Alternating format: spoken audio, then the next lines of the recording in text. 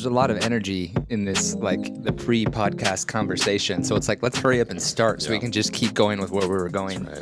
Because let me be honest, the musical language is dumb, okay? Like, I'm just going to start it out hard and fast. Like, I'm over here trying to learn to play my little piano and, like, looking up YouTube videos, and this guy's teaching it one way, and this guy's teaching it another way, and it's like, dude. So what language? What language is dumb? Inform me, because I might not speak it. I'm not sure. See, but you're a musician. You're supposed to speak all of it, but no, that's not the way that it is. It's So I'm learning from one guy who's like teaching me notes and scales in numbers, but then I'm like, am I gonna just be screwed up forever because I'm learning it the wrong way instead of learning the actual way that it's supposed to be? You know, because I'm 30 years old and I don't have any musical knowledge. And who decided what it's supposed to be? I don't know. See, this is the would it be the left brain or the right brain? I think it'd be the right brain part of music is, you know, is it set right and wrong, or is it about creative expression? I mean, it's like taking the dictionary versus poetry, different approaches. One part of me, when you said that, thought, if there's no right or wrong, what's the point? You know, that's where I'm at, and I'm trying to have an open mind, which is why we're having part of this conversation. This is a part of that. You're making it way harder than it should be.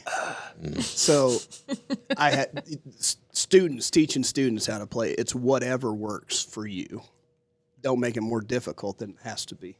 It's true. And application. If you just only sit down here and do it, that's all the further you're going to get. So if you get an opportunity, just go do it, even if it's holding one note during the whole worship set. Everything's in G, so you just hold this one. Okay. How about that? Those two. There you go. It's gotta apply it, man. Gotta apply it. See, my musical instrument is the mixer. You're up there slamming away on your guitar, and I'm back there just making sure to not mess things up. Yeah. Do you get more during a solo or less, or is it always a solo, or how do you mix? We've been trying to, highlight certain people and certain sounds during a song, and then kind of shift through into another highlight on a different song to give that dynamic of, if you got someone really great on the vocals, like, let's let them usher the spirit into the moment, versus all noise all the time, all voices, all instruments. Then it can sometimes just be noise until you're focusing on things, So, I was in this conference. It was all about the behind the scene of music and actual church production. And they had a guy come up there and it's all about frequency, right? So you got a guitar and it's, mid frequency, and then you got the piano that can do low and high. But if you have a bass player, stay off the low, don't go any lower than here, and you play up here so it's all whatever's appeasing to, but everybody's ear is different, right? Right. So they did a just 1, 2, 3 go, and everybody just started playing in the same frequency, and it sounded horrible. But then they mixed it up and played the piano, and it was just beautiful. And it wasn't complicated. It wasn't anything. It was just real soothing to the ears. So I'm attracted to that, because then it's almost like it appeases my need for a right and a wrong, because there's a right way to do it and then a wrong way to do it. There's a good way that it sounds and there's a bad way that it sounds. So true. Maybe that's why absolutely. I'm safe up there in my little mixer box, versus down on the guitar. I'd be a wreck. Well, there is a level of right and wrong in playing, depending on like what you're after, and I think that's kind of the question: is what is the objective? What's the set purpose? Yeah. Because like we were just talking beforehand, like there's a Western music, which is probably what we're all familiar with hearing the sounds of here, but then there are other kinds of music around the world that sound pretty different. So if we're going for that sound here, like we're probably missing it if we're focusing on pentatonics and right. Your 1 through 8 scale set. But it's a question of what you wish to achieve. What do I want? I think I want to be able to, just like Josh Monthei and your nephew, Noah. Nephew. Yeah. Yeah, nephew. Because you're a Monthei. Cousin. I need a family tree for your so Audrey's my first cousin. Noah would be my second cousin. Right on. Okay. Yes. Principal Audrey Highnote. Yes. Cousins. Yes. She was a Monthei. Yes. Now a high note. Yeah. You're once a Monty, always a Monty for you. Well, absolutely. Right on. Absolutely.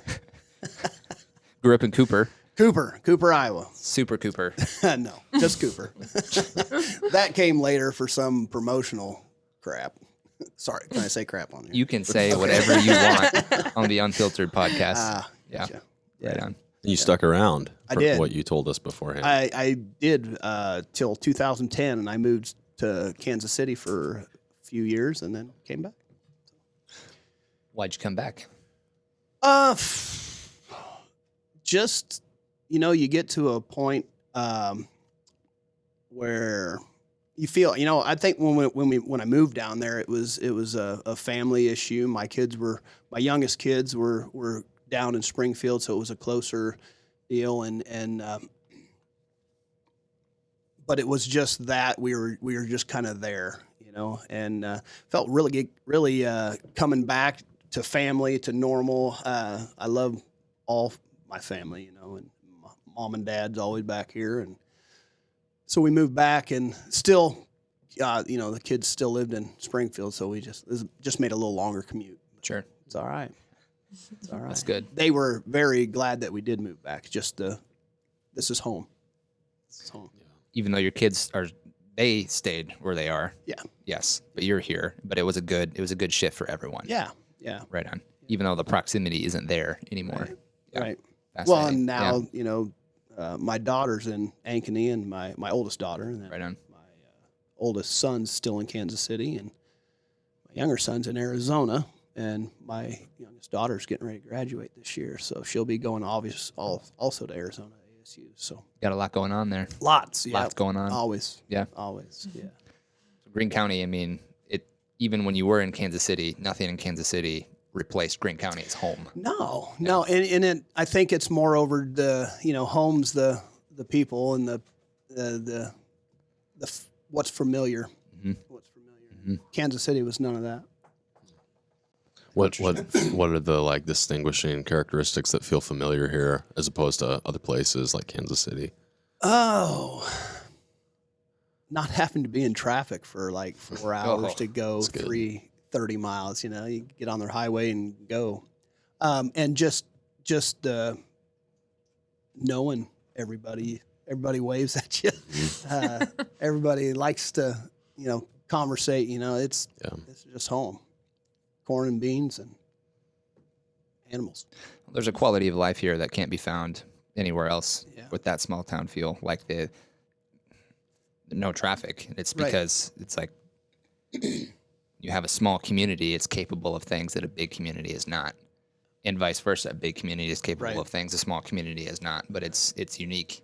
And it's so like the state of Iowa and Kim Reynolds, they've invested money into this rural return opportunity to where they're giving you money, and I think there's a match. A community has to match what they give to try to help small communities like us promote people who grew up here and then left for school or whatnot to come back and then start their life and career here, all based on the idea that in a small community like this you can have as high or as good of a quality of life as you can anywhere. Yeah, cost of living was amazing, amazing difference.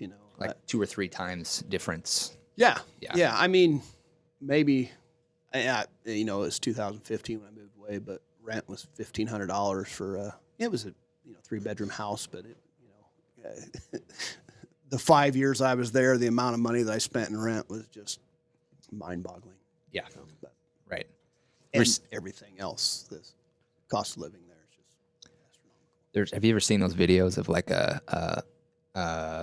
an apartment in New York City? It's in those big sky rises. Yeah. It's ridiculously small, but yet the rent is $1,500 a month to live out there. Yeah.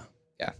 Actually, when I was down there, the last place I was employed was a farm out in the middle of nowhere that a lady from New York actually had a publishing company in New York and moved it to Kansas City for that reason. Just cost versus New York, Kansas City was completely, it was cheap for her. She had mentioned, and it's okay, I'll take your word for it. Right. The same company out there, just for the building and the size that she had, she says was 4 times as expensive as having a whole building downtown Kansas City. So just Wow. do it herself. So Makes me- McNeil Publishing Company published a lot of stuff. That makes me think about the Forge project uptown in Jefferson, yeah. which I don't know how that's progressing at this point, but when I moved, that was like something that had just happened, and I remember hearing a lot about how this big shot in Silicon Valley's Yeah. putting a place here because it's way cheaper to live, and it's like it's worth the money to have them go online. And I wonder too, like with all the COVID changes of 2020 and people starting to work from home, like if that's something we're seeing more of now, is people going more remote, getting out of the city, whereas at one time they maybe had to be there for work, but now it's like you're working from home anyways, so might as well live in a place that's more affordable or offers other advantages. Absolutely. And I think the housing market reflects that right now. I mean, Lindsay, you guys just had your house on the market, and It sold. We put it up Sunday, and we accepted an offer on Wednesday, yeah, which is crazy. The house we put an offer in on the week before was a little bit crazier. It went up Thursday. We toured on Friday, 8 a.m., put an offer at noon, and it got accepted at 5. So, like, That's awesome. it was a little crazy. and I know a couple that moved to town in the last 2 months, and they came out of like the Des Moines Metro, and they said we looked like in all the communities between Des Moines and Jefferson. And Jefferson's an hour away from Des Moines. They said this was the first place we like found a place we liked and felt like it was at a price that like we wanted to go with. And I mean, that's crazy. Like an hour of, I mean, how far is Des Moines? Like 40, 50 miles? 50, Yeah. 55. 50, 55. So it's like in all those little towns between here and there, it's like they're all filling up with people leaving cities. Yeah. And Well, like even last year, Harrison's out there, they couldn't keep a camper on the lot. People are just able to do everything remote Right. now, and so it's changed which I mean, hopefully engages the family atmosphere a little bit. Right. Where you can go do those things a little easier than Right. the I've had 8 to 5. Yeah, I've had a couple of friends like renovate vans and like live out Right. of those for a couple of years because they can work remotely. They're like, whatever, we're just gonna like travel the United States and Awesome. see what happens. My wife says she wants to do that. I think so. I think so. Don't think In a the van van. life is for you. It's too close. Too close. I love my wife a lot, but that's too close It'd be too close all for the me. time. Yeah, you wouldn't want to be handcuffed together for the rest of your life. No. Space is essential. No, we're both very independent people, and if we're together too long, matter of fact, we went out to Prescott, Arizona here a year ago, and got to Omaha. She says, "Okay, I'm good." I'm like, "What? Yeah, this is enough time." I was like, 2 hours. I said, "We still got 20 more to go. What the heck?" She was joking, but I mean, so I did you think- go the rest of the way? we did. We did actually. She did put her earbuds in and listen to music, I think. But Knowing Kelly, I'm not super surprised by that. right, and I appreciate that about her. Right. I don't have to wonder It was what really she's funny. thinking. There is no guessing. Too funny. You figure that out early and often, and you're good. And way you're good. before, Oh, way yeah. yeah, yeah. She broke my heart in 3rd grade, because she told me how it was, and then Really? yeah. 4th grade, sorry. Did you not know that, Phil?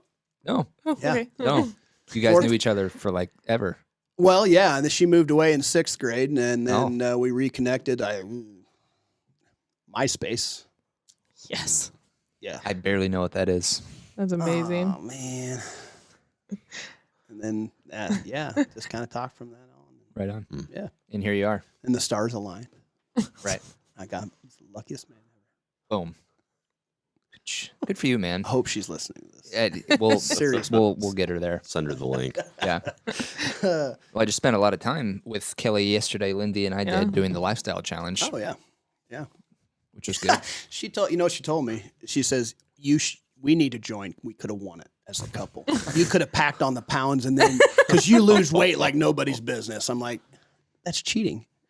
Yeah, but That was one of the most popular conversations I had with people was what they were going to weigh initially in, like shoes Right. off or on, sweatshirt off or on. And it's like, well, whatever you do now, just do it again later. Right. And- If you go no shoes this time, you have to go no shoes next time. right.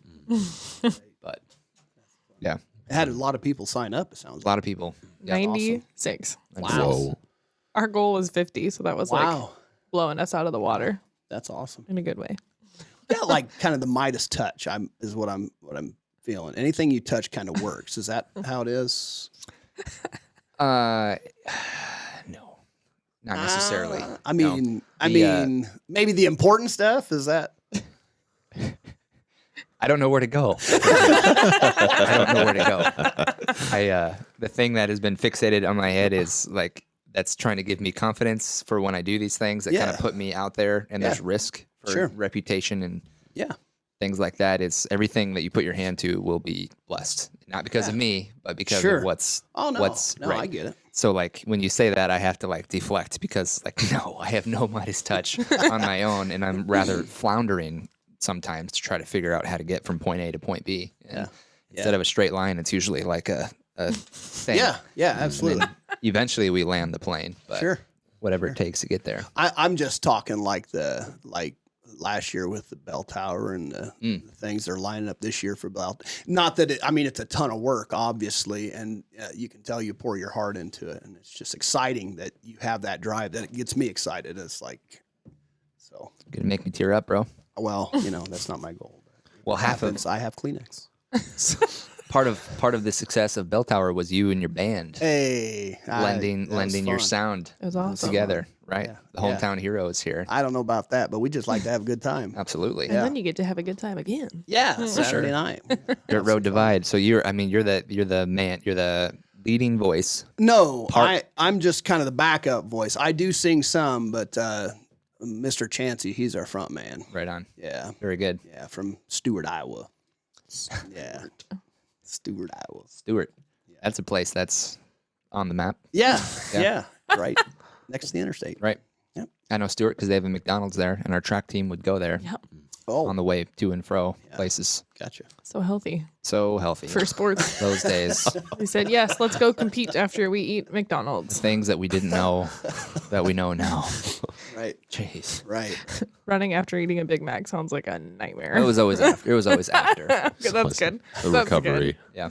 Recovery. Stop at Subway on the way in. Right. Eat fresh. Anyway, right. Yeah. No, I'm very excited to have Dirt Road Divide back on the main stage. Yeah, it's gonna be Yeah. fun. Yes. It's gonna be fun. Indeed. We got a few different songs we're gonna work up, I think. That's the plan. So Gonna be exciting. Yeah. Yeah. It's just the epitome of guys that just like to play music and have a good time while we do it and not be the what's the word? The typical musician who is always uptight when they don't get their way. We were kind of discussing that a little bit ago about I need more of me in my microphone. There is none of that with these guys, which is awesome. It makes it a lot more fun, and there's no expectation. I am not a lead guitar player, but they let me do my fiddling around, and I get a few looks once in a while from the guys like, is that the Top Gun theme? It is, really. But we have fun. We have fun. Charlie down from Atlantic, Iowa. He's just solid, man. It's fun. Brian here in town, Wilson. Right on. He plays bass. And funny story about Brian. He hadn't played bass for probably 20, 25 years, and a different band I was playing with at the time, we were booked to play at the Elks Lodge without a bass player. And I said, hey, Brian, you want to play bass? It's like in March, I think the end of February, March, and this is January. And he said, well, I haven't played for a while. I don't have any gear. I said, I got you covered on the gear. He's like, well, how many songs? I'm like, just 40. It's like, I said, a lot of them are the same progression, but you'll be fine. So we started practicing, and then there it was, and he's been playing ever since. It's awesome. So when you have to do, you have a deadline, it works. That music talk, Right on. it makes no sense. Hence why you gave me a deadline. Right. Yeah. Which will declare now that Dr. Phil will be playing at the tree lighting ceremony in the Elks. Hey, the Winter Elks Lodge. Festival. The Elks Lodge. Winterfest. The Winterfest. Yes, Yeah. Winterfest. All right, here we go. I just got motivated real fast. Like I'm tingling a little bit. I do my lessons body on temperature. Wednesdays. Serious? Yeah. absolutely. For piano or guitar or Any, anything? whatever you want. Open to the public, or is Yeah, that absolutely. do you charge for it? I do. Yeah. I do. It's $20 lesson, Right on. half hour usually. Cool. That's good. People should know. Yeah. The leader of Dirt Road Divide, or sorry, the leader. I just because you were my contact person. Right. Well, first, so yeah. I called yeah. you We all you're the lead agent. Dirt Road. Yes. We all lead. the co-leader of Dirt Road Divide, Right, there we with go. your other very talented band members. Yeah. Does music lessons. Yeah. $20 for 30 minutes. That sounds very valuable. I probably need to book like 30 of those. How far can you book out in advance? I mean, you just give me a time slot on Wednesday and we'll make it happen. Boom. Okay. Very good. Because if I'm drawn to anything, it is the piano. Yep. And Yeah. It makes the most sense visually. It's very versatile. Right. Right. It applies across the board as far as what I do, and visually it applies. It's the easiest. I can't play the piano. I don't play the piano, but I can visualize and see. But he can teach you how to play the piano, though. Solely on your will and determination to do it. okay, well, that's riding high If you right do now. these things, you will be able to play. Understood.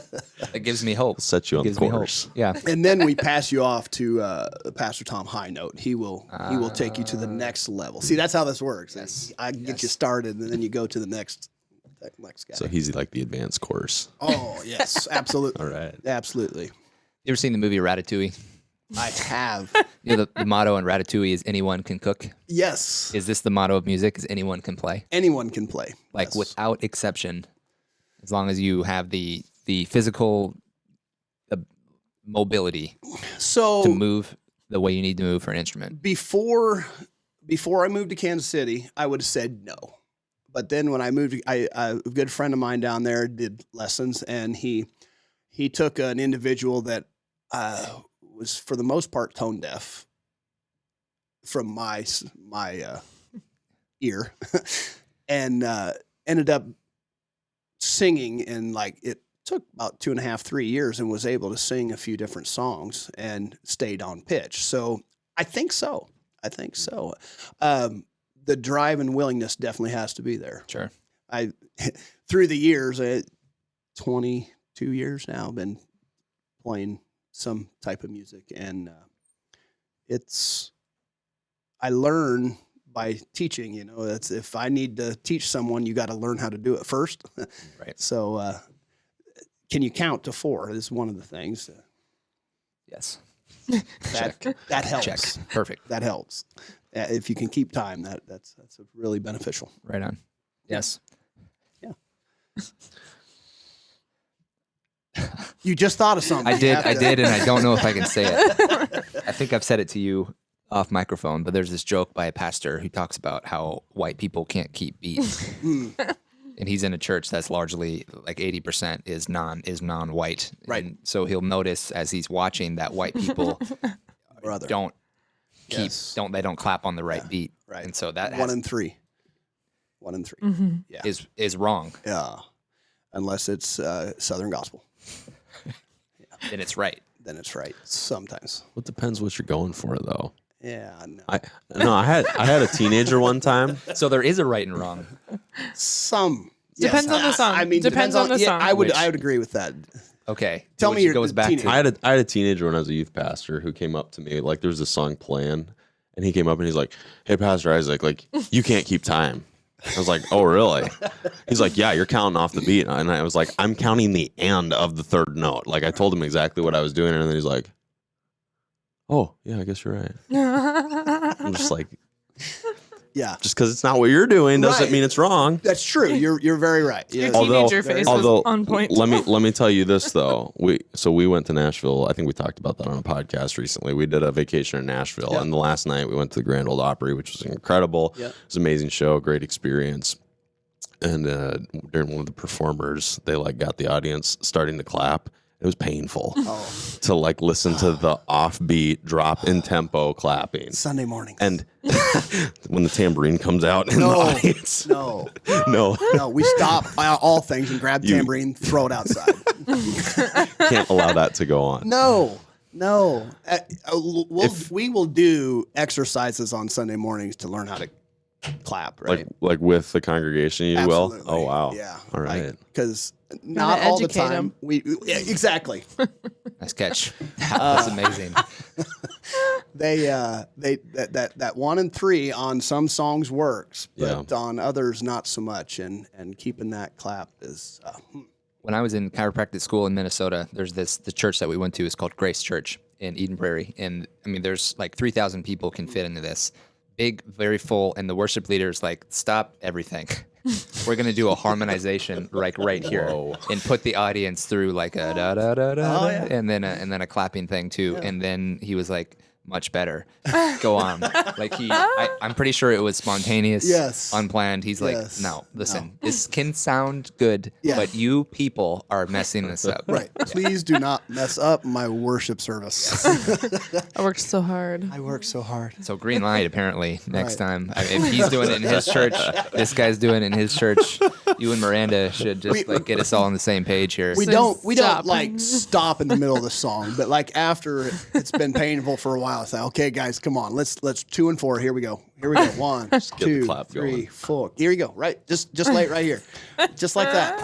We're good. And then you got those annoying people that like, no, you're not. No, you Not the can't do time. that. Maybe you just need a set of congas for him. He can't. Can't do Can't. So we have a few drummers in our church, and they're all under 20. Yeah. So and we're teaching how maybe someday we'll get some congas in there. It's yeah. That's cool. Yeah. I blame it on our room is small, so you know they carry, so it would overpower. Yeah. So my Cool dog is about excuse. to. Does that mess work? everything. Hey, Is that good? if it works for you.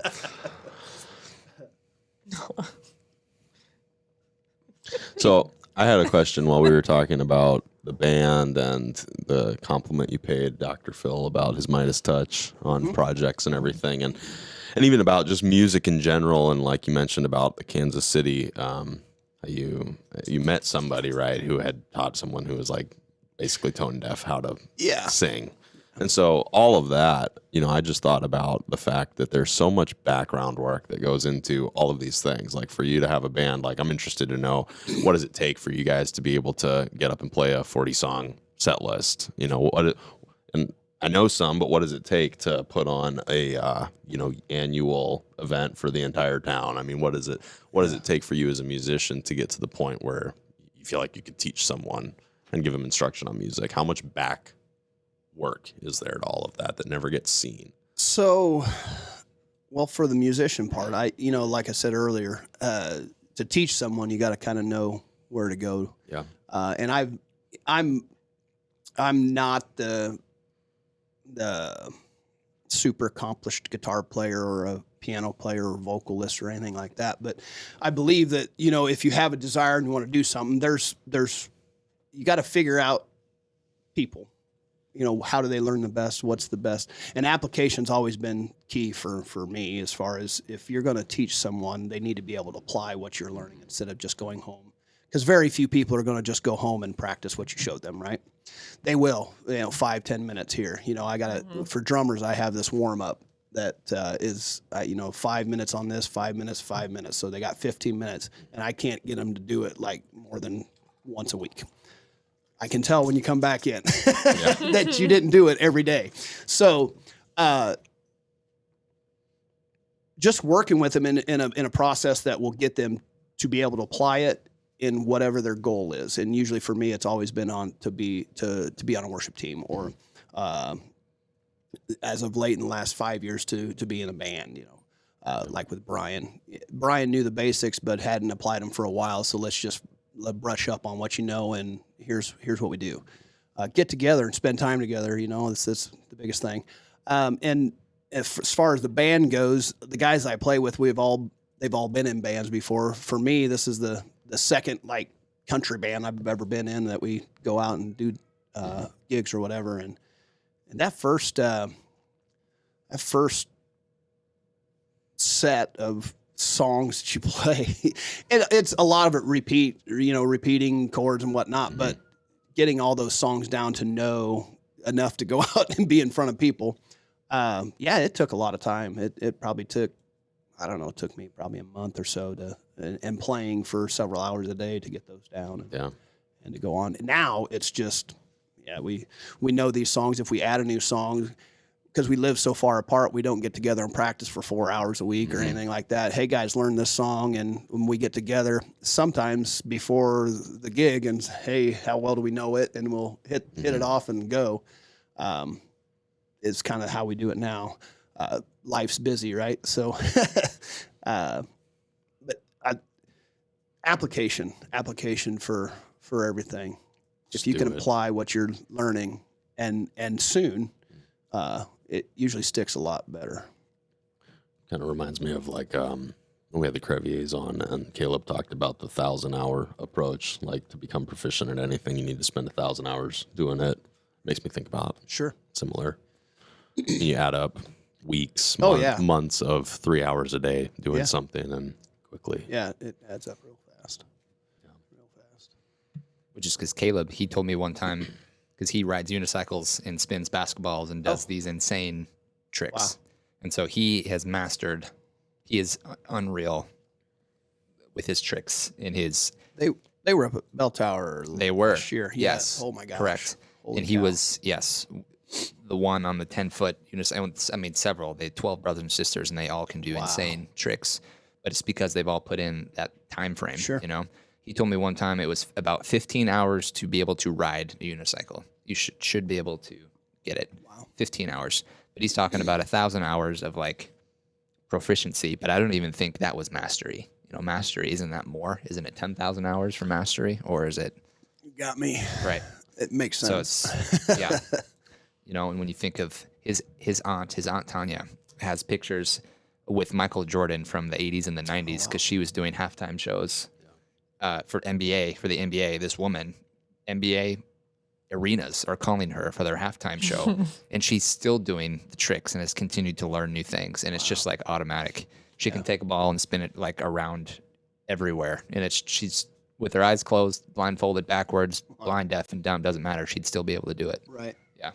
So it's just consistency is key, and I feel like that has always been incomplete until right now when you said it depends on your application. Yeah. Consistency is key as long as you have something in mind for where you want to get to. Otherwise, it's just kind of an aimless, like pointing a bow and arrow at no target. Right. Know?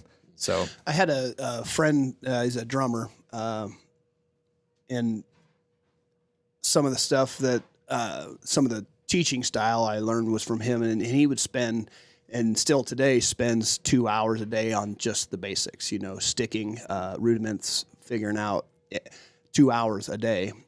He's Kelly Clarkson's drummer and plays all over the world. Wow. And he's from Kansas City. Neat guy, humble guy. Just still 2 hours a day. And I tell everybody that, and then I show the videos of him playing. They're like, oh my gosh. It takes, I mean, you hear that in anything you do though, right? If you want to spend whatever time frame on the fundamentals, and got to lay the foundation. Right. Before you build the house. Right. Absolutely. You're just making me think about health here now too, in this lifestyle challenge that we're entering in, and how to help people be successful. And that's like, it's a 9-week challenge to try to build the health habits that you need for life. Like next year, hopefully you're not in a situation where you need to do this lifestyle challenge again. Sure. It's about setting forth what you want to do on a daily basis, routinely, and 2 hours a day on the basics to eventually lead you to be the extraordinary, to be able to do the extraordinary. Yeah. This is helping me, I feel like, goal set the lifestyle challenge. I mean, you think you don't have the time, right? Mm-hmm. And then you look back and like, man, I could have been here if I'd have just put in a little bit of time. Mm-hmm. So I tell all the students I work with, it's 15 minutes a day. Mm-hmm. At the end of the week, you're going to be further than you were at the start of the week. Just 15 minutes a day. Discipline. Sure, absolutely. It's required to some degree, or is it more passion, or is it more conviction? I think they go hand in hand. You're gonna do what you are passionate about. And that's why for me, teaching, if you're not passionate about it, you're not going to learn much. Sure. Okay. I also tell my students and their parents, you're paying me, and if they come back and they're not in, they can't do what I taught them last week, you're going to pay me to watch them practice. Mm-hmm. That motivates the parents to motivate their children to practice. Mm-hmm. Right. And it's happened a couple times, and then the next time it was a little better. So that's a good motivator right there. Yeah. Which that's the commitment and discipline coming in with the passion, because passion, it comes and goes. It's like you go to a concert. Okay, I want to be the best guitar player in the world now. But then 2 weeks later, it's like that's gone. So if you don't capitalize on the passion when it's there and set yourself into a place of commitment, then when the passion dies, the dream dies with it. Yeah, my dad, he's played guitar, my whole life and most of his life. I think he said he started when he was 16 or 17, and he'll still say to this day, "Oh, I'm not a guitar player. I just mess around." And if I wish I would have, he always, I wish I would have spent more time. I wish I would have done this. And like you say, we can do whatever we set our mind to, right? I believe, and when you set your mind to it, if you just spend a little time, because he'll learn any song, right? He'll sit down and he'll pick up and he'll learn any song, and then a while later he'll forget. Oh, I didn't know that, and then he'll play and just get after it when you like you said, get that passion and go for it. You said something to me one time, and this was like okay, he's coming on the podcast moment with you and me. And you said music is the only version of time travel we have. Yeah. And that rocked my world for a solid amount of time, where I was just taken back by that statement. Sure. Watched enough movies about time travel. Yeah. To be intrigued when this concept comes up. Yeah. Because of the trickle down of what time travel can do, And then you talked about how you can still hear a melody or a song, and it takes you right back to, I can't remember what you said, but it was like his mash and his mom's cooking. Yeah. That was it. Yeah. Right on. Yeah. Yeah. It's I don't know who said it. I heard that a long time ago. It's the only, and music takes us to places, you can remember I can remember the first time I heard Guns N' Roses, A Sweet Child of Mine, and that guitar lick. And I was actually with my brother. He was taking his girlfriend home on Highway 25, going into Greenfield in the hills, in a 1976 Ford Maverick. Why do I remember that? Why do you? I know. Because every time I hear that song and I hear that guitar lick, I'm riding in the past. Well, I was actually in the back seat because the girlfriend was in front. Yeah. Just going up and down those hills, and man, on a cassette player. Nice. I'm old. Like that. What are those? I'm kidding. We are old enough. Old enough. Yes, we're not that generation. Things burn into our mind, and why was that? Why was that moment burned? And I'm still intrigued by that. Why? Yeah. I don't know. Yeah. Like MASH. When MASH, I hear the theme song of MASH come on the other night. This first time it ever happened, I could smell almost the fried potatoes cooking, in the skillet. It's great. Do you have one of those? Like a song memory like that? An imprint? Oh, I don't know. Not off the top of my head. I'm not sure if I think a little bit I could come up with one. Do you? I'm trying to think. I'm sure it's there, Hold but it. The piano intro to I Can Only Imagine. First time you heard it. Not for I'd me. have to hear it. I don't know if I did for me. I remember the first time I heard that in concert. Yeah. But that's it. Me too. Yeah. Sunshine. We listened only to 107.1 in my household growing up. So if that memory is there, I was in the back of a 2005 Honda Odyssey. Yes, 2005. Yeah. There's some Toby Mac that I think's imprinted on me. Yeah. Or Boomin', feeling so fly. Booming. Oh yeah. Taking my kids, I get ready to say delivering my kids to school, middle school. Taking my kids to school in a big 15-passenger church van, cranked up, booming, and them running away scared. It's awesome. And the Mandisa part when she's opera singing it, yeah. Good. Yep. And if they listen to that, they won't remember as well. It's imprinted. It is. We try to make that Right. happen. That's awesome. Smells get me more than sounds. Yeah. Really Yeah, I will smell something and be like, oh, there it is. like. Different colognes. I will remember like very specific people. Yeah.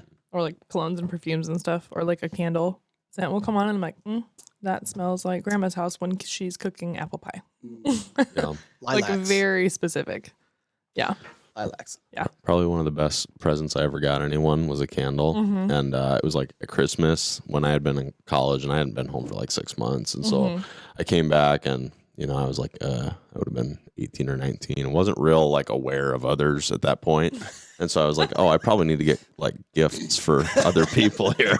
So I'm like running up to it was like the 23rd of December. So like, Wait, and stuff's that's closed. waiting? Really cutting it close. Yeah, cutting it pretty close. But the hardware store was open. There So you I'm like, go. okay, There you there's go. going to be something here. And our hardware store in town, it had like a little like home goods section at the front. So I went in there and I'm like, okay, candle for mom. That'll do it. And so I'm smelling all these candles. And my mom doesn't like the smell of apples. But like I picked up this one and it was like so familiar. And so I bought it. And I'm like, well, smells like home, so I'm going to get this one. And so I gave that to her. She's like, why'd you pick this candle? And I said, well, it smelled like home.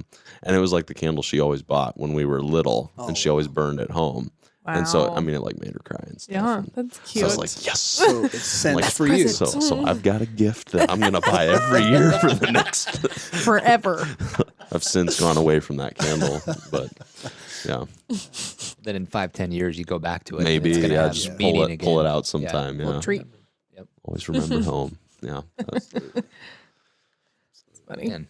Well, we talked about that a little bit in our last podcast. Like you're kind of getting into this music question, this Yes. topic, and we talked about the like cementing effect music has on, well, even just things you say, truth or things you think, things you believe, and how like worship music, for example. I mean, there's statistical data to support that people are more aware of what worship songs say than like what scripture says today. And it's because I think there is a solidifying effect Sure. music has. And so like we talked about that last time, just the care you have to take in choosing what you worship to, what you listen to, because it cements in your mind what you believe is true. Sure.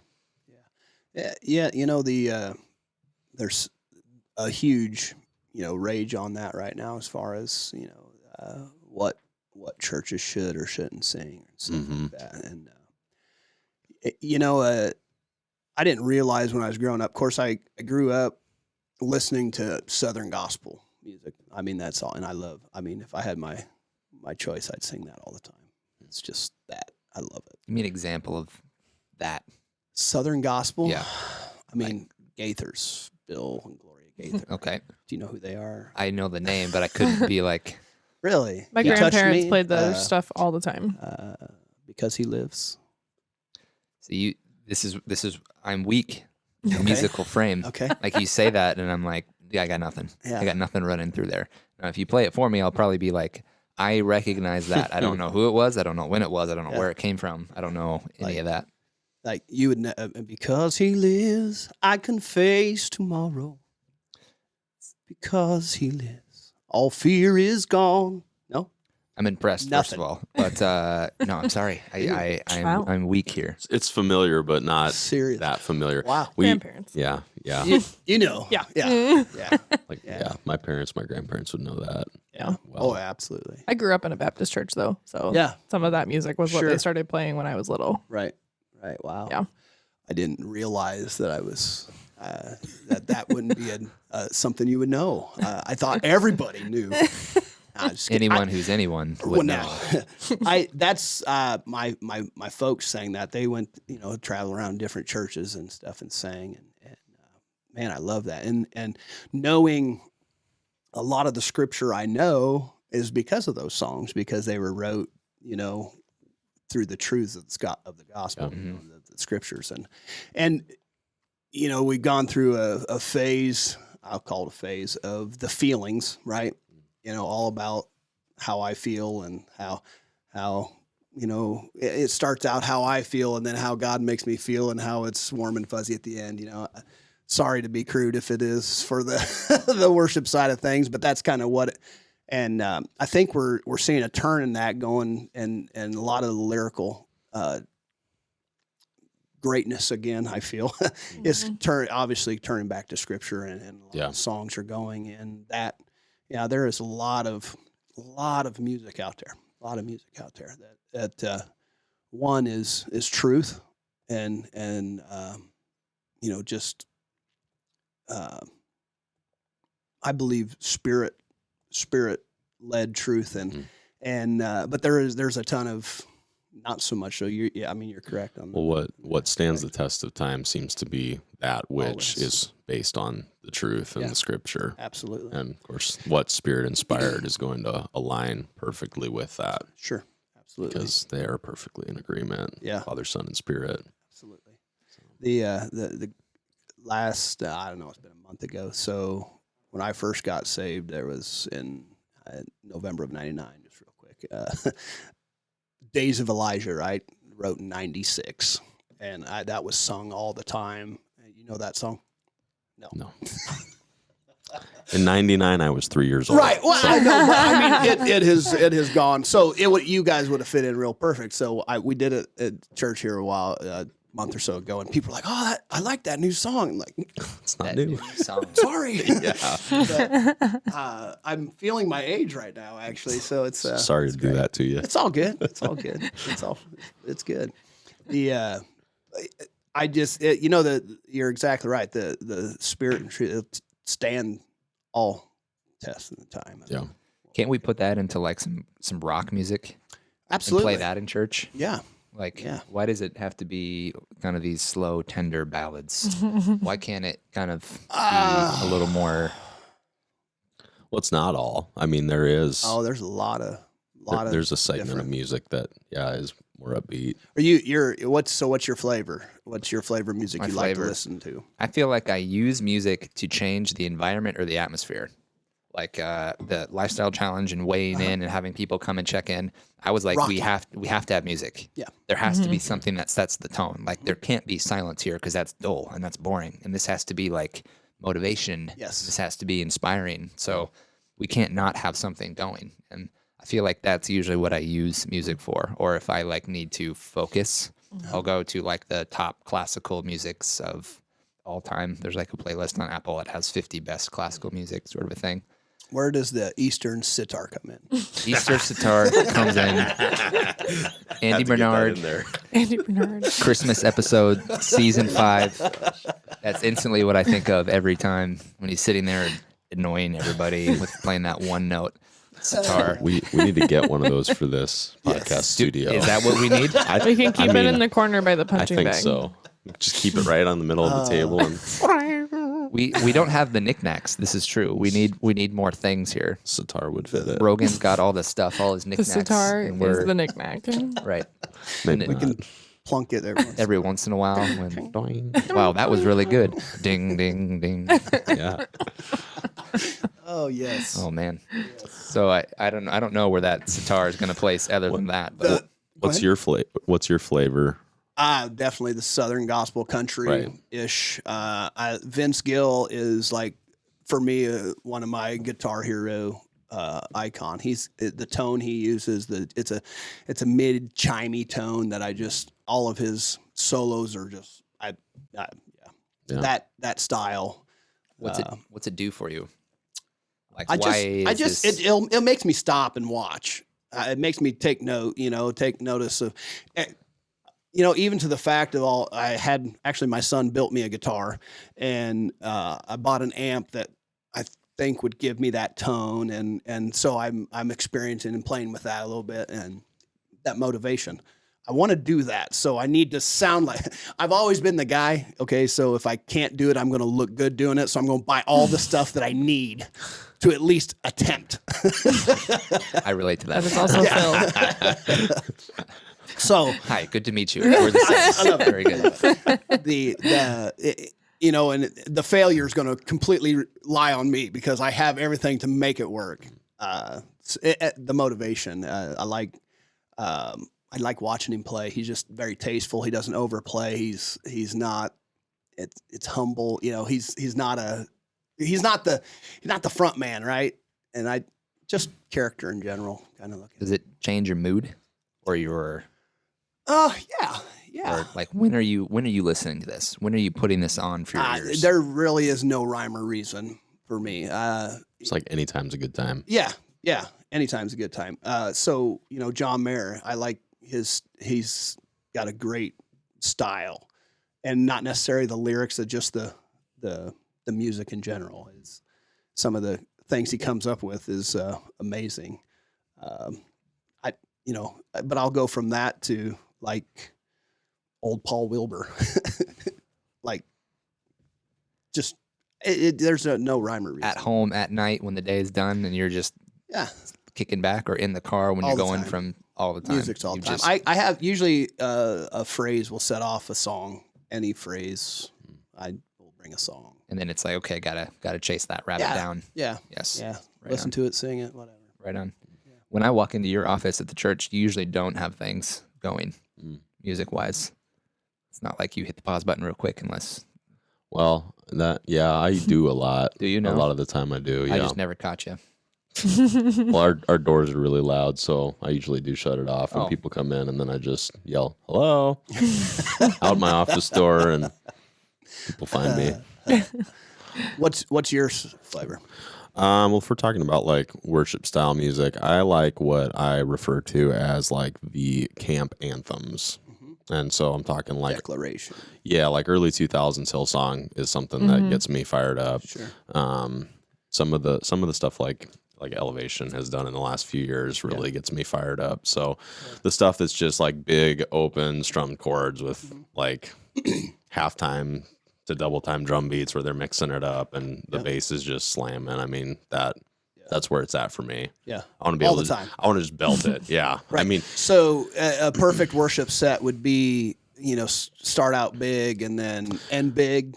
yeah, Some start in big, between. end big. Yeah, take it intimate in the middle of that. And even like Right. the songs that are like, you know, those calmer, more intimate, like my style is like, let's make it huge, like at the bridge, and then we can like ride the wave Sure. back down. Yeah. I mean, that so that is constant flow. yeah, dynamics are like the ticket Absolutely. is build it huge, take it down, build it back up.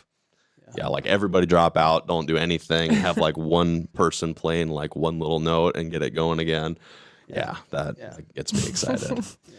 And so that's on like a worship front. That's, I mean, that's my preference. But from a musical perspective, I mean, and I've told you this before, but I probably more so now than ever, like I feel like I appreciate almost not all, but almost all kinds of music. And like you said with the John Mayer thing, it's not about the lyrical. I don't. Yeah. Usually it's like I could take it or leave it. But when I hear an instrumentalist playing something that's good, I mean that excites me in a way. Just because I think if you do music, like you have an appreciation for others that do music, and so if you hear somebody doing something unique or complex or especially creative, it's like you have that appreciation for it. So Best concert I ever went to was downtown Kansas City it was the Downtown Theater, and it was a impromptu John Mayer, Steve Jordan, and Pino Palladino that actually ended up in Kansas City on a layover, and they just said, "Hey, let's play." that's cool. So they played for like 4 hours, and it was just they played whatever. There was no rehearse. They just played, and it was amazing. It's awesome. Steve Jordan's a boss on drums. Pino Palladino's a bass guru.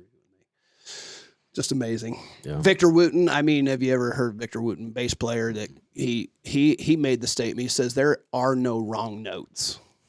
So I had to like in any key, any chord, he made and played every note he possibly could. And it's like it's all about timing where you put it, which brings the voice of music. You know, what you say, how you say it. I took a jazz history class in college, and Victor Wooten is a name that is familiar. Yeah. Yep. Yeah. He's amazing. Right on. It's amazing. He does a whole a whole concert by himself, and he's a bass player. Just phenomenal. Wow. That's awesome. Yeah. I think the difference is the level of skill that you have, because an unskilled person could play every absolutely. note and it just hurts your ears. Yes. But somebody who has skill, I mean, Yeah. there's much less wrong when you know what you're doing and Right. it's purposeful. Maybe that's the point. Is if you're doing it on purpose, Right. then it's not wrong. Yeah. But Absolutely. if it's just I don't know what I'm doing and I'm throwing it out here and seeing what sticks, yeah, that's when we just got throwing everything at it. that's wrong. Yeah, don't do that. That makes me think of the instrument, the oboe, which I used to play. I used to play the oboe. I started playing oboe in 6th grade, and I played it through 10th grade of high school. Yeah. And like hearing middle schoolers play the oboe is a nightmare. And then you hear somebody playing the oboe in like college, and you're like, wow, that sounds so nice. Yeah. That's so beautiful. It doesn't sound squawky. It doesn't sound disgusting. The oboe is the little reed one. Yeah. Right? So, Super tiny double reed. Right. The Griners, Becky Griner and Al Griner and Amanda Griner, they used to do a trio of Becky played clarinet, Okay. Amanda played the oboe, and then Al played bassoon, I think. Yep. That's the big long one. And they did a Christmas thing once. Ugh, I could listen to them forever, Seriously. Yeah. but they won't play no more. Can't get them to. This is Write it down. Write it down. Ask Becky Griner to play Griner's. their 3-piece at the Christmas thing. That would be after you get done. awesome. Yeah, after I get done. Yes. you could be their opening act. I was going to say, Phil can open and the grinders can finish. Yes. This is why you had to come here for this conversation, because especially for me, like I feel like I need to learn how to appreciate really good artistry in music. And I think there was either something when you came back from Nashville and you were like, listen to this, isn't this amazing or whatnot? And it was a couple of different things. And I think we talked about Johnny Cash for a while, and I'm kind of like, why is this good? And it's like, it's Johnny stinking Cash. Like everyone, he's a legend just American because he is treasure. what he is. Right. But I'm over here like, huh? Because I don't Can't get it. believe So it's Right. like, oh, okay, I need to learn here. I need to figure some of this out. And so I feel like 3 weeks later, I've come a long ways here. Have you been to Nashville? Yes. Have you did you stay on Lower Broadway, or did you go venture out to other places, or did you go down for the music, or you just went down for the? I was there for the food and there for is Yeah. some pretty good food. the city atmosphere. And So my son wanted to go there. That was his graduation present. So he wanted to ride motorcycles there. So we rode down and stayed down there. And my brother-in-law graduated with a individual who moved there right out of high school. He plays the dobro. You know what dobro is. So if you see a guitar and someone's playing it flat and with a slide, that's a dobro. okay. Huge in country. His first tour was with Dolly Parton when he moved down there. So he's very accomplished, and he actually has a studio. His house is a studio. So the upstairs is where he does all the mixing, and downstairs is the isolation rooms. We went and seen him, and then he took us to these hole in the wall places where he called them standards would play, and it was like at 1:30 in the morning because they played down on Lower Broadway, which he calls the tourist trap. And then we went to these other places that the real musicians hang out, he says. And it was phenomenal. And these cats just get together and just play for hours. And I mean, that's the non-paid portion of, they go to Lower Broadway, get their pay, and then go down here and play. Wow. It's phenomenal. Sure. Yeah. Crazy. Yeah. And he would be the analog guy of Nashville now, because he owns every analog recording piece of equipment that the older people desired at the time, the older artists and stuff. So, neat dude. Those are the things that I would want to know going to Yeah. Nashville. Like I don't want to be a tourist. No. I don't want to be another Yeah. jabroni for whatever reason is the thing coming to mind. Jabroni. I don't want to be just, Yeah. I hate that. It should be a major pet peeve of mine. You go somewhere and you look like a tourist, and all the locals are like making fun of you behind your back because you're being The tourist. a tourist, right? Yeah. I don't want to be that No. person. No. If I go to Nashville and I'm going to do this, I need I want Right. to wear the right things. I want to look the right. I want to speak the right way. Yeah. I don't want to be. Maybe this is a character flaw of mine, or it's some insecurity or something like that shining through, or just my pursuit of excellence is Right. like I don't want to There you spend go. time doing this nonsense down here. Like let's either do it or Right. get out. Either play the piano There's or the door. not. Right. Right. Yes, exactly. And I think that's the thing keeping me from really diving all in is because if I can't go all in, I'm not going to do this. So just on the aspect of music, so we talked about Becky Griner a little bit. Of I had her in high school. She was probably one of the best teachers I ever had, right? And music, it was awesome. I played percussion when I was in high school. And I couldn't read music. And she tried to teach me, and then she finally just said, you play the timpani and you play the quads because no one else does, and you can. So she just let me do whatever I wanted, which helped and didn't at the same time. Does that make sense? Because now I still can't read music, but Just play what sounds good. right. But then when you start to learn play with chord charts, then it's all good. But she can't just play by chord charts. She has to play with music, and she feels tied. She says, this is her words. How do you do that? How do you just play with the chord? Well, it says C, so I play a C. It says G, I play a G. And then in between, you can play these little cute scales if you want. You know what a scale is? Oh, yeah. But it just doesn't register. So it's all in the way you learn and the way you apply it, I would love to be a music instructor, but I can't. I don't know how to read music. I can't teach how to read. Yeah. I can follow it, I can follow it and vocally see where it goes, but no idea. No idea. That's wild. I know a repeating sign and a rest. There's such a difference between the structured part of music and the creative part of music. Yeah. Tom Highnote, he played when he said he grew up, he played by, his piano teachers, and he could hear the music, but they made him play by structure, and it never really took it anywhere. Yeah. And then when he learned to start tuning piano, he learned a process in which opened up a door, and it was the whole half of the scale, right? Each scale's made up that way. And then it just opened up a whole new, because you'll have those in music. You'll have those revelation points like, oh my gosh, why did I never know this? And someone told you this, but just not in those words. So it's getting that spark, that one spark that's like, okay, now I get it. Yeah. And everybody probably learns that differently. Absolutely. Just like you learn, literature, English, Absolutely. math, it connects differently for different people. You can try to standardize it and try to make it applicable for everyone, but it's such as just exactly not everybody learns the same. Yeah. In school, I was a horrible student in math, English, social studies, all that stuff, horrible. But then I was in the shop, and I was able to just flourish because that's what made sense to me. I didn't realize that the Pythagorean theorem would apply when I was building a trailer. What the heck? Right. It works, but until you apply it, Right. it's just words. Fascinating. True. Motivating. Yeah, Yeah. absolutely. Making you think. Find what makes you tick and what works, and that's why relationally it works. If you have a relationship and you can build a relationship, you can start to see into people. Like the younger students I have, I build a relationship with, and I've known them, and okay, this works for you, but it doesn't work for everybody's so different. This is where I'd sit back and let you two go. You're reaching the limits of what I can comprehend at this I was just going to say the only way you find out what works for you is by doing it. Until you start trying, start practicing, Right. failing some, which is almost inevitable. Learning a new skill, there's going to be failure as a part of that. And those are usually the building blocks that springboard you into the next revelation. Yeah. If you can find what doesn't work, then you can quit wasting your time on it. Right.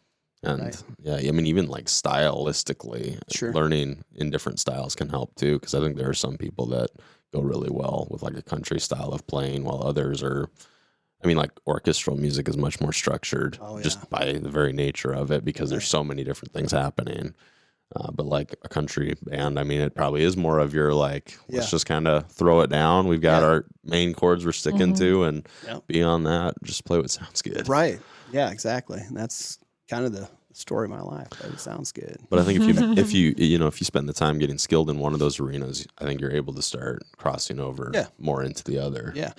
Nathaniel Chapman, early on, him and I got to, and it started teaching him and what I knew, and he took it to a whole nother level. He knows modes, he knows, all kinds of stuff. I'm like, great. Worked for him. And he's a great guitar player because of it. It makes sense, and it's all in the whatever passion that you have to keep pushing you forward. One of the great complaints. The Bell Tower Festival is awesome. The parade is great. The one thing that people complain about is the lack of bands. Really? Like, they love to see the middle school. They love to see the high school. They love to see the town and country band up there. And there's like, why don't you bring the bands back? And I'm like, well, it's not up to me.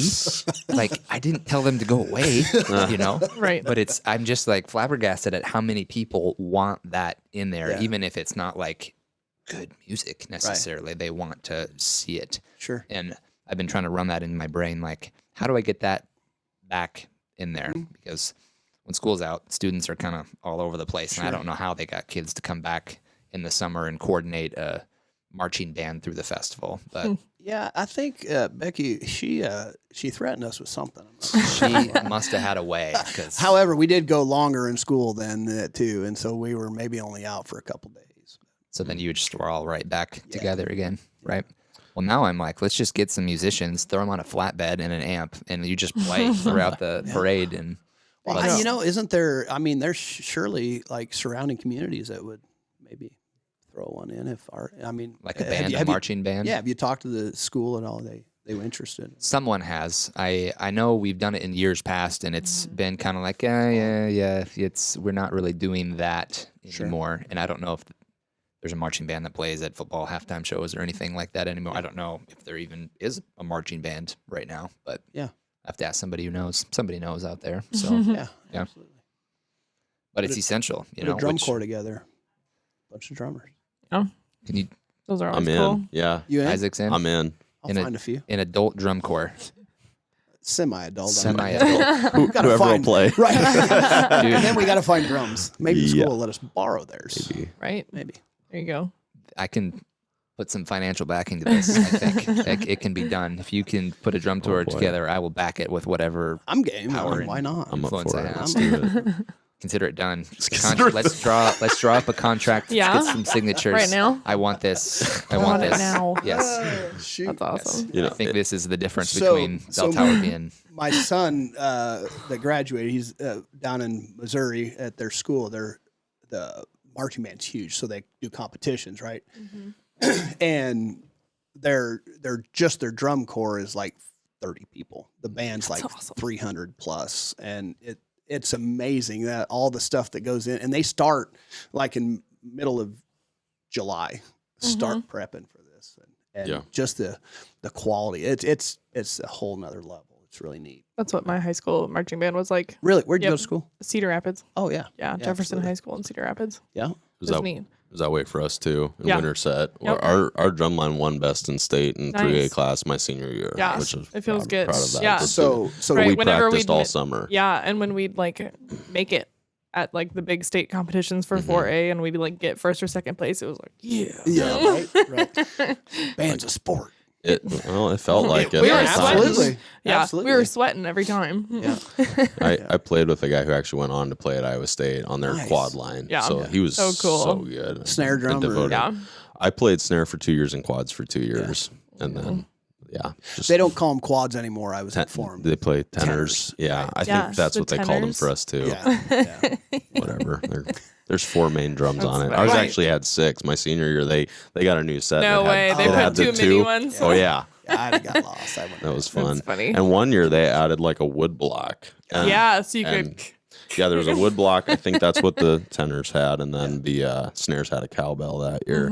So that was, Nice. that's pretty That's sweet. always sweet. More cowbell. Yeah, we did trombone suicide was like a thing. So they'd mix trombones in with the drummers, specifically like snares, and they'd stand in front of the student section at the high school football games. And they would go back and forth, and then the trombones would swing side to side, and the drummers would have to lean forward to not get hit or lean back. And it was crazy. And they'd do it blindfolded. Oh my! Nobody ever got hit. Wonder how many hours they practiced that. Right. So many, like all summer. That's awesome. One of my favorite high school memories is every year for homecoming, our drum line would march through the halls Yeah. of our school, Yep, and so we'd would play ours. our drum cadence. And it was like dynamics go out the window, just play it as hard as you could. As hard as you can. I mean, yeah, we were like Yeah, I shouldn't say anything more. I'll leave it there. It was fun, It was loud. fun, loud, yeah. I mean, yeah. Yeah. Okay, Those are so good. parade is at 11 on Saturday. So the lineup starts at 10. 10. You guys will be there with drums. I could be your drum major. I can do that. Oh, Yes, this is Do you getting want to better. do you want to walk or ride? Because truck and trailer can be hooked up for you. Oh, you or can't. you You can't ride and do No, that. you gotta march. You gotta Great. swag it out there. Yeah, you gotta count. You got And- the tenors. You got to get them swinging. You know. How many people will be with you guys there? We'll have to work on that. Okay, Yeah, understood. I'm gonna have to sort out what we're doing. I mean, we won the float last year, so I don't know if I can abandon my team. You can do more than one thing. You So can just make- like make get a through scarecrow, on Isaac. the one float and then Yeah. like circle back. Yeah, yeah. Okay. 100%. Or make like a scarecrow, Isaac, and put you at Oh, the yeah. front Okay. with the church float, and then march There we with go. the drum corps. Okay. That's awesome. That's awesome. Sounds like a plan. Sounds like a plan. Dude, wrap it so that you guys can go figure that out. And then it's good. Josh Monthei. I don't know if we've laughed as much as this right here. This has been a laughter-filled podcast. Hope it comes out okay on the other end because everyone's just going to listen to us laughing for a while. Yeah, that's good. Good. But it's an hour and 10 minutes. Thank you for your entertainment. Thank you for Absolutely. your musical inspiration. I'm feeling pretty inspired right There we now. go. Hopefully you are too. Wow, it's I hard. am. No, Sorry. you're good. Good. Well, bam. Yeah. Do it. Got anything else to say? Nah, I'm good. Appreciate the time. Right on. No, I appreciate you. Yeah, Yeah. it's good. We need a gift. Good. To give Like a guests. mug or a I was gonna t-shirt. say, should we get Or- mugs or hats or something? I would be down for a mug. I mean, Retroactively, right. that'll happen. The mug will happen for sure. Okay. Let's work on that. Cool. Hey, he's Philip. He's Isaac. It's been Unfiltered Podcast.